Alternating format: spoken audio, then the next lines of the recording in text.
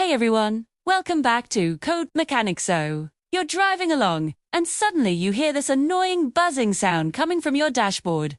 What could it be? Let's break down the two most common culprits. First, it could be an electrical issue. Sometimes, a relay or a small electronic component can start to vibrate or buzz when it's failing. Think of it like a tiny, angry bee trapped behind your gauges.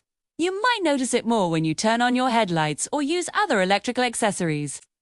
The second, and more likely cause, is your blower motor. This is the fan that pushes air through your vents for your heat and AC. As the motor ages, its bearings can wear out, causing a distinct buzzing or humming noise that gets louder as you increase the fan speed. So, how do you tell the difference? Try turning your climate control fan on and off. If the noise stops and starts with the fan, you've found your problem. It's likely the blower motor. If the noise is constant regardless of the fan, you might want to check your fuses and relays. So, hope this helps you diagnose that buzz.